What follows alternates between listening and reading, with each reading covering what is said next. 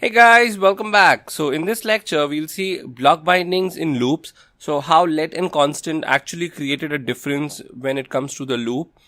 So perhaps one area where developers most want block level scoping of variables is within the for loop, where the throwaway counter variable is meant to be only used inside the loop. And we have all gone through this, where you have a loop, let's say for variable I is equals to 0, I is less than 10, I plus plus.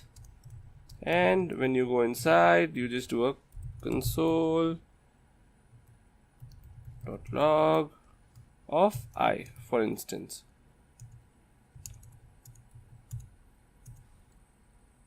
And now when you do a console dot log of I, let's do a final value.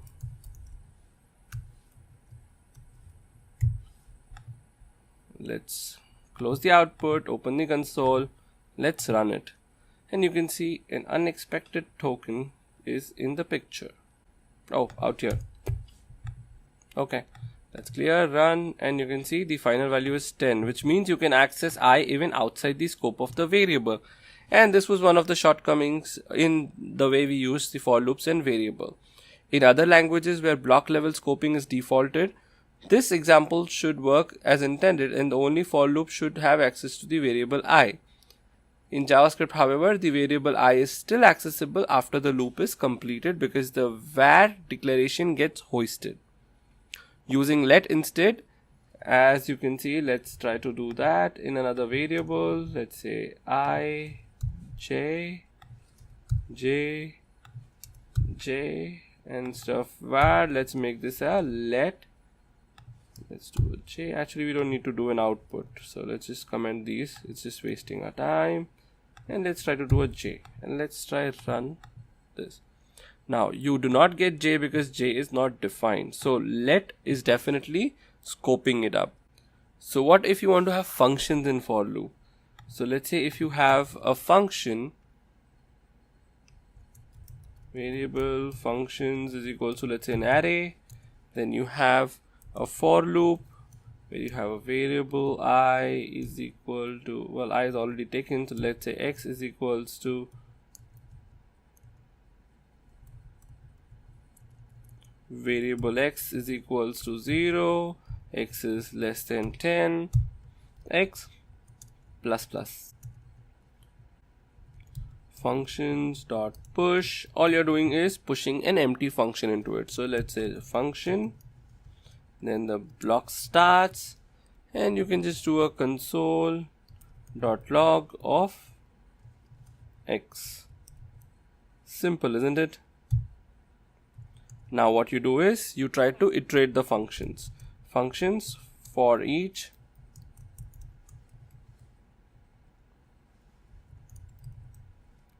and it takes a function of function because that's a function.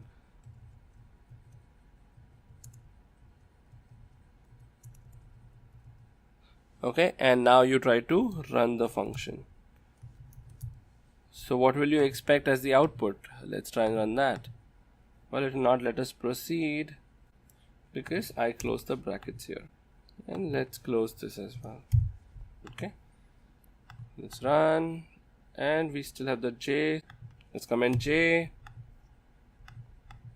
Let's run, and you can see 10, 10, 10, 10, 10, 10, 10. You might ordinarily expect that this code will print out 0 to 9, but it outputs number 10 10 times in a row. Now that's because I is shared across each iteration of the loop, meaning the function created inside the loop all hold a reference to the same variable. So the moment you say x, the function x will pretty much hold the same variable. So when you call console.log of x, the value prints each time, which is 10. Now to fix the problems, developers use immediate invoked function expressions, which is IIFEs. Well, that's a common terminology, IIFEs. So let's try to implement that. So instead of just calling the function, you will pass in a value. This all will be inside another function. And once you go in here, you will do a return function, and then you start another function. Instead of this, we will use value out here. So let me just see, it's return, that got closed, this has to wait, let's pass x.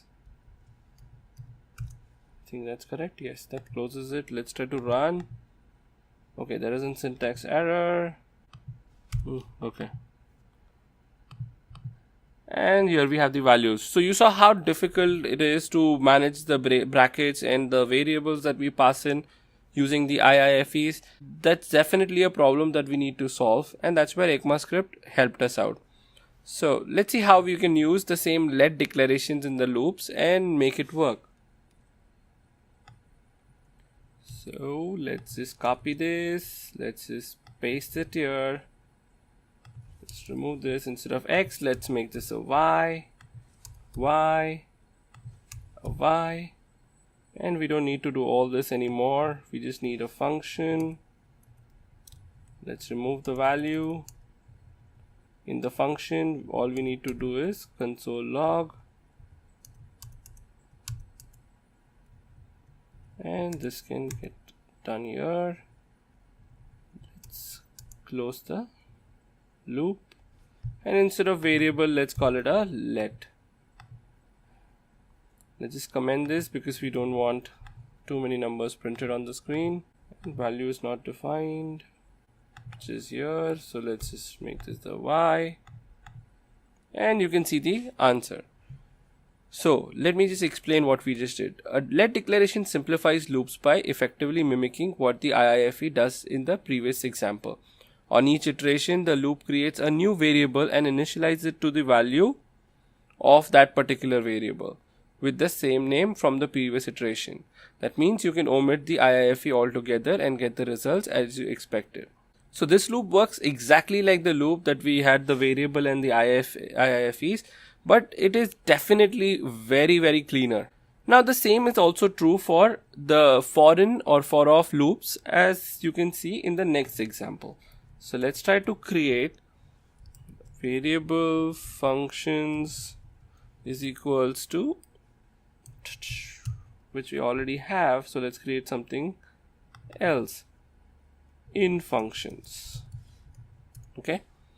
Now we can also create a variable object is equals to, let's say A is true, B is also true, C is also true. Now we just close it. We just do a for let key in object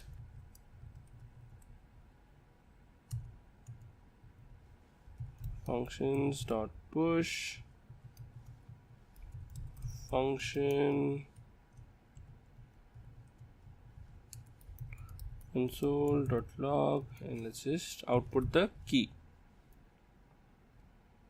Now let's just go and say my new function, what was that? In functions, actually should be in functions dot for each. Again we pass the same function.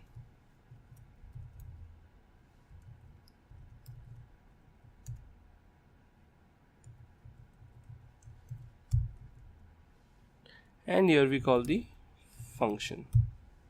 Let's try to run this and see what happens. We should get the keys A, B and C. So in this example also, the foreign loop shows the same behavior as the for loop. Each time through the loop, a new key binding is created, and so each function has its own copy of the key variable. The result is that each function outputs a different value. And if we used var instead of, let, in this scenario, everything should be just CCCC. You can see that. That's the difference between let in a loop versus a variable in the loop. Now let's see what constant has when we declare it in the loop.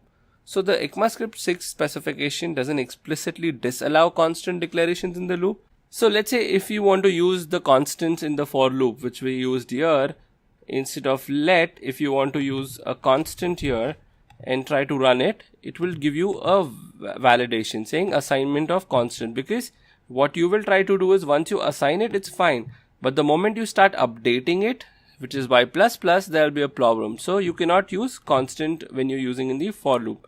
However, the behavior is a little different when you use it with the objects. So when you do a constant here and you try to run it again, here you will see ABC working exactly like how it worked in let.